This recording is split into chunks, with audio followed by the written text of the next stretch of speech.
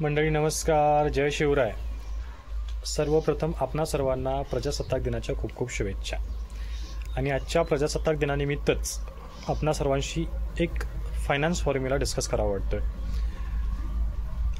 आजच्या वाढत्या महागाईच्या काळात लोकांच्याकडे एक पर्टिक्युलर डेटला पैसा येतोय आणि रोज पैसा हा खर्च होतोय. सो पैसा येण्याचा मार्ग दिसतोय, आलेला पैसा दिसतोय, पण त्याच्यात जाण्याच्या वाटा अनेक आहेत. सो आपण काय करूया की त्या जाणाऱ्या वाटा आहेत ना, त्याला एका स्ट्रक्चरमध्ये डिवाईड करण्याचा प्रयत्न करूया.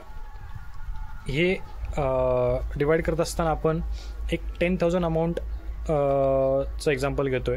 10,000 रुपये पगार असणाऱ्या माणसाचा इथं आपण एक्झाम्पल घेतोय. एखाद्या माणसाला 10,000 पगार आहे, तर त्याने डायव्हर्सिफिकेशन कसं करावं. तुम्हाला सध्या ज्या पटीमध्ये सॅलरी आहे त्याला तुम्ही नंतर मल्टिप्लाय करू शकता.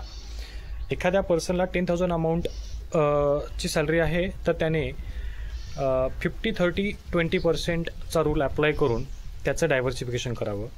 50% हे त्याच्या नीड्सला खर्च होऊ द्यात, 30% ही अमाऊंट त्याच्या वॉन्ट्सवरती खर्च होऊ दे, आणि 20% अमाऊंट ही त्याच्या सेविंगला कन्वर्ट होऊ दे. सो 50-30-20 रूलचं अप्लाय तुम्ही करू शकता सेविंग करण्याकरता.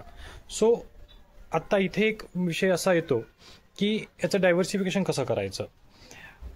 50% तुम्ही तुमच्या अत्यावश्यक गरजा आहेत ज्या महिन्याला लागतातच, जसं की राशन आहे, लाईट बिल आहे, दुधाचं बिल आहे, रोजचा प्रवासी खर्च आहे, काही मेडिसिन्स आहेत, ह्या गोष्टी करता तुम्ही त्याला डायव्हर्सिफिकेशन करू शकता.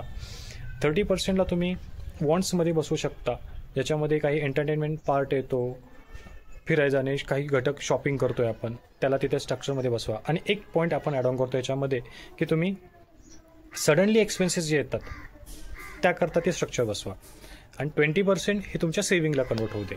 आता सेव्हिंग जर होतच नाही तर त्याच्याकरता एक छोटीशी टिप देतोय.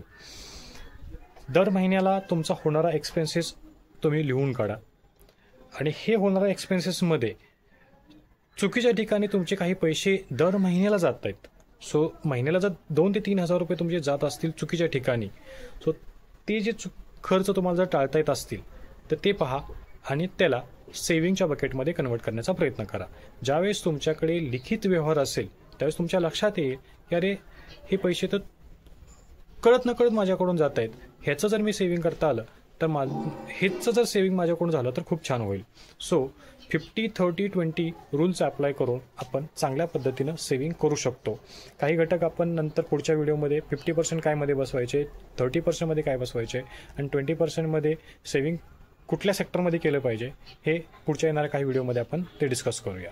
तोपर्यंत जय महाराष्ट्र, जय शिवराय.